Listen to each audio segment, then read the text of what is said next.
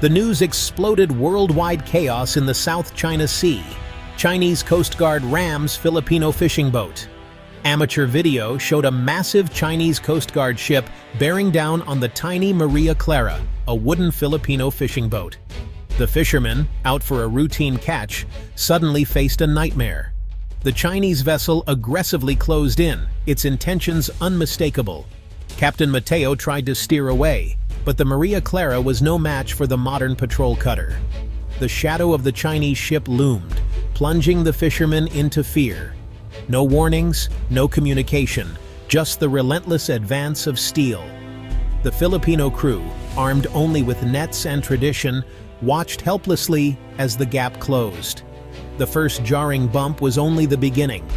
The real impact would send shockwaves far beyond the calm waters of the shoal. This was no accident. It was a deliberate act in a long, simmering conflict. The tranquil dawn was shattered, and the world was about to take notice.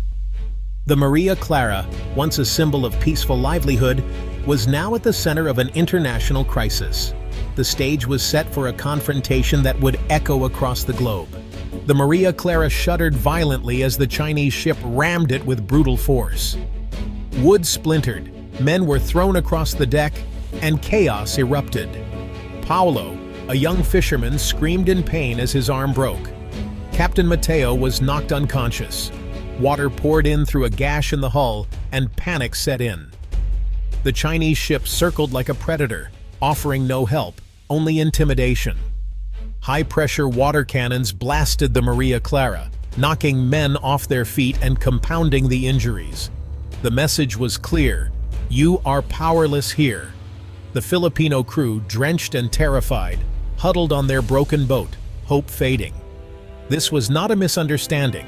It was a calculated act of violence. The fishermen, civilians caught in a geopolitical storm, faced the very real threat of sinking miles from shore. Their attackers watched, unmoved, as the Maria Clara listed dangerously. The world was about to witness the consequences of unchecked aggression.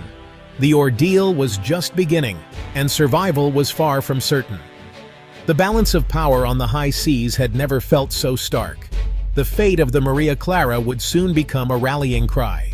Despite his injuries, Captain Mateo staggered to the radio, sending a desperate mayday.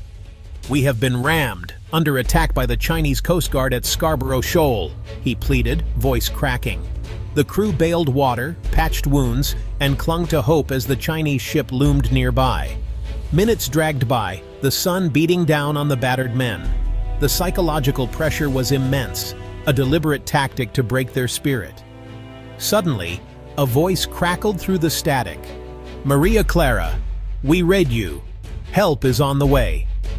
Relief swept over the crew. For the first time, hope returned. The Philippine Coast Guard had heard their call. Now, it was a race against time to keep the boat afloat until rescue arrived. The Chinese ship remained, a silent threat, but the tide was turning. The ordeal was far from over, but the fishermen were no longer alone. Their fight for survival had a powerful ally. The world was listening, and help was on the horizon. The Maria Clara's distress call would not go unanswered. The next chapter of the crisis was about to unfold. The Maria Clara's distress call triggered an immediate response from the Philippine Coast Guard and armed forces. The BRP Gabriela Silang was dispatched at full speed to the scene. Simultaneously, the U.S.-Philippines Mutual Defense Treaty was activated. Washington was notified. The U.S. Navy responded without hesitation. "We are on our way."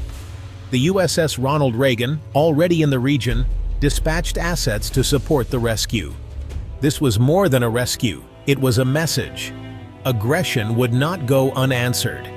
Years of joint exercises paid off as Filipino and American forces coordinated seamlessly. The presence of U.S. military power transformed the incident into an international crisis. China's gray zone tactics had met a united front. The alliance was in motion, racing to the aid of civilians under attack. The world watched as the gears of a powerful partnership turned. The Maria Clara's fate was now a test of resolve for both Manila and Washington. The response would set the tone for future confrontations in the South China Sea. The first sign of hope came from above. A Philippine Navy helicopter circled the Maria Clara, relaying the scene to approaching ships. The Chinese vessel, seeing witnesses arrive, began to withdraw. The BRP Gabriela Silang arrived, medics rushing to treat the wounded and stabilize the boat. The rescue was swift, professional, and a beacon of hope for the battered crew. On the horizon, the USS Higgins, a U.S. Navy destroyer, took up a protective position. Overhead, a U.S. P-8 Poseidon aircraft monitored the area, ensuring no further threats. The joint patrol sent a clear message. The Maria Clara was no longer alone. Filipino forces led the rescue. U.S. forces provided security and deterrence. Communication was seamless, two militaries acting as one. The operation was a textbook display of international cooperation. The Chinese ship faded into the distance, its aggression exposed. The Maria Clara's crew, once isolated, now had the world's attention and protection. The joint patrol was more than a rescue, it was a statement of unity. The balance of power in the region had shifted, if only for a moment. The joint patrol's arrival forced the Chinese ship to retreat, its aggression halted. The Philippine medics treated the wounded, and the Maria Clara was secured for towing.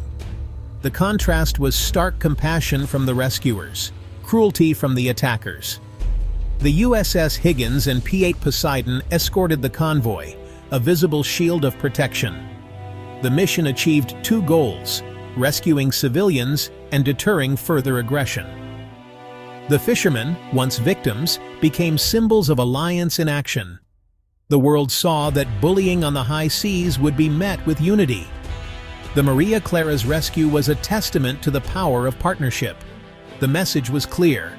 The rule of law would be defended. The ordeal ended not with vengeance, but with solidarity and hope. The fishermen's safe return was a victory for international cooperation. The incident would echo far beyond the waters of Scarborough Shoal. The alliance had passed its test. News of the attack and rescue spread globally, sparking outrage and solidarity. Democratic nations condemned China's aggression and reaffirmed support for the Philippines.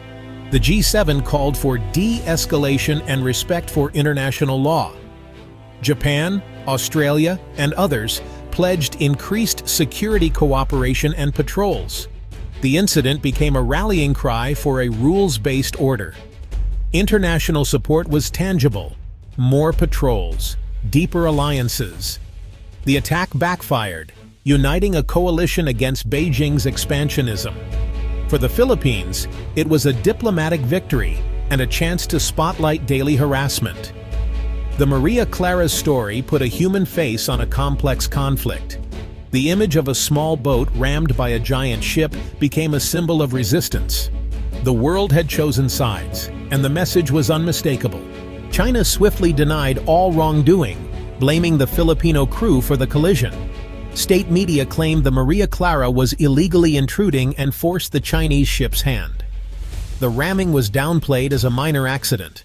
Injuries and water cannons were ignored. Beijing accused the Philippines of staging the incident to justify U.S. military presence. The joint patrol was painted as a provocation, not a rescue. The world, however, was unconvinced. Video evidence and China's track record undermined its narrative. The international community saw through the disinformation. The divide between China and its neighbors deepened. Beijing's refusal to acknowledge wrongdoing only fueled mistrust. The incident further isolated China on the world stage. The Scarborough Shoal incident became a catalyst for deeper U.S.-Philippine security cooperation. Joint patrols increased in frequency and complexity, covering more of the South China Sea. Japan formalized a trilateral security agreement, expanding intelligence sharing and joint exercises. Australia and others joined multilateral patrols, building a network of alliances. The focus was on trust, interoperability, and rapid response.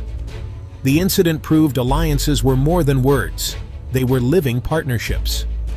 The attack on the Maria Clara strengthened, not weakened, regional resolve. Instead of intimidation, it inspired unity. The crisis accelerated cooperation among nations upholding international law. The future of the South China Sea now rests on this foundation of shared resolve. The seas remain open and free, defended by a united front.